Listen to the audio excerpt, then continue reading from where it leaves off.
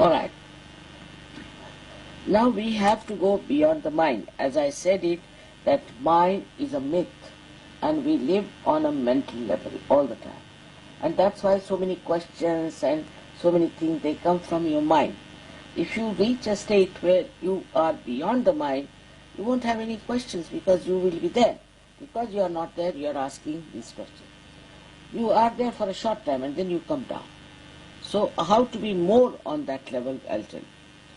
Because I don't have that problem, see. I can be all the time beyond the mind. But for you people, I've tried to find out how to make it, to keep you beyond the mind.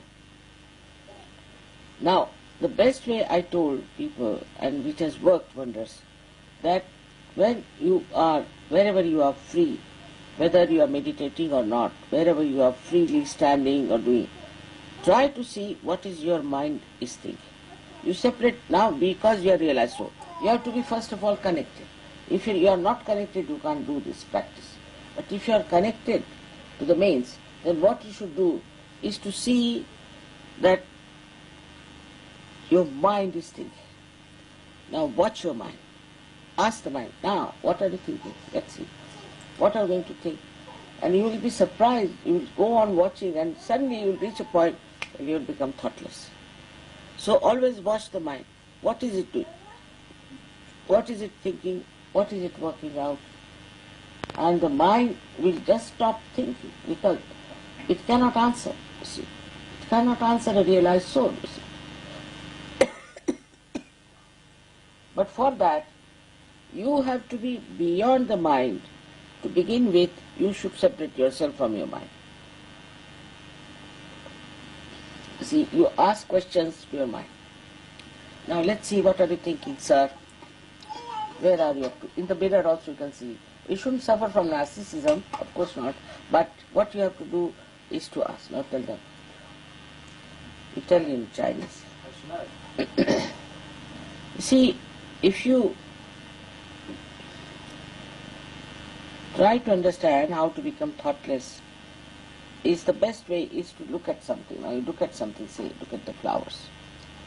Now immediately it will react, your mind will react. Now you try to see what is your mind is saying. I don't want to hear. No, I don't want to hear. Just say, I don't want to hear anything. I don't want to know anything. I just want to watch.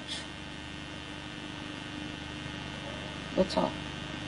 Gradually you will grow. See, this is the system Zen tried to do it. But it was a circuitous thing, you know, that time. There were not such nice people like you, perhaps. So he had to use other methods to make people go beyond the thought. For example, I was telling just now about the tea ceremony. For tea ceremony, he would take a bowl of, say,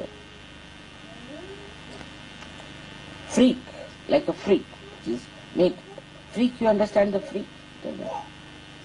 Freak is a thing which comes out by nature, naturally in the cooking. When it is fired, it becomes a very funny type. That is the freak. It's not regular. This is very unusual, very different, but it's one of and unique. Unique, completely unique. It's only one piece comes out. Somebody who's a Japanese here who's come from Japan, you people, they like, that's why freak very much, you see. So, what he said that it is, you take the bowl in your hand for tea ceremony. That's the best way.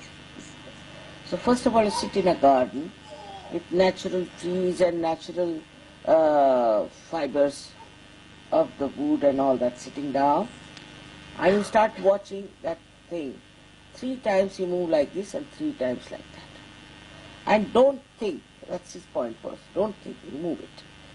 And then you take that tea. That tea is so sour, so bitter, you can say quinine raised to power 108. Once you take that, you become absolutely thoughtless. That's one. Then they give you a sweet. The sweet is also sweetness, sugar raised to power 108. You just can't eat. So you wear from one extreme to another extreme. Again you become like that, you see. It's like studying. When they put this side and that side, suddenly it works out. But it's meant for people who already have got realization, not for people who have not got. That's why still they are studying with Zen, this tea ceremony. When we went to Japan, you see, in one hotel they had arranged this tea ceremony. And some Americans, they said one couple has to come. They were fighting. I'll go. We have had the experience, so we were keeping quiet to see what was going on. And one couple came forward, everybody was very jealous of them. They sat on the stage and then they brought the tea, they make it with a very great care and all that, and gave it to the wife. She drank it and she was stunned, and then they gave it to the husband. The husband, American after all, he got so angry, he threw the bowl at him. He said, damn it, you took so much money from us, and what are you giving us? So he gave all kinds of American abuses to them, and they came away, and everybody started beating the people who had put up the show. So, this is meant for people who really want to go very deep in Zen. He also made a big courtyard filled with sand, with some sort of designs in the sand, and they put some stones in it. You are supposed to sit on the edge of that and to look at it without thinking. But normally people start comparing, it looks like shapes, it looks like this, No, you have to just look at it without. There are many such things he did, but nothing worked out with them. There are only 26 people who got realization in the Zen system in the 6th century, from the 6th century to the 12th century, and after that nobody got realization. But there were very few, and that's why they don't understand Zen at all. If people write Zen, because it's very deep and they don't understand. So that's what it is. Now Sahaja Yoga is understood, can be understood by a normally educated person, by even uneducated people. And this happens because actualization takes place. Your Kundalini takes an actual ascent, not tell them this.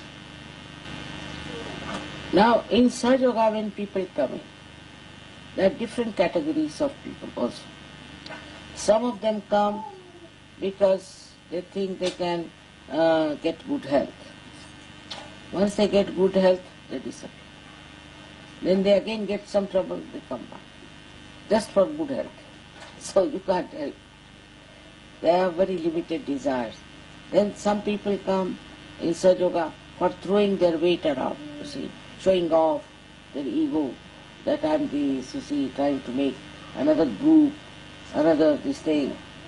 Like that also some people come into, very common, like a politics, And they try to create against the leader, against this is wrong with him, that is wrong with him, and all kinds. Then thirdly people come, but they don't come regularly to Sahaja. They do not come regularly to the center. They just keep aloof, and after some time they're lost. Once they again get some diseases or trouble, then they come. So it's a religious duty of all of you to come to the collective. One thing. The second one is to meditate every day in the night before sleeping on your mind. Everywhere you go, you should be in a meditative condition, in the sense you should ask your mind what is it thinking. All should come to collective. Every time they have a program, wherever it is.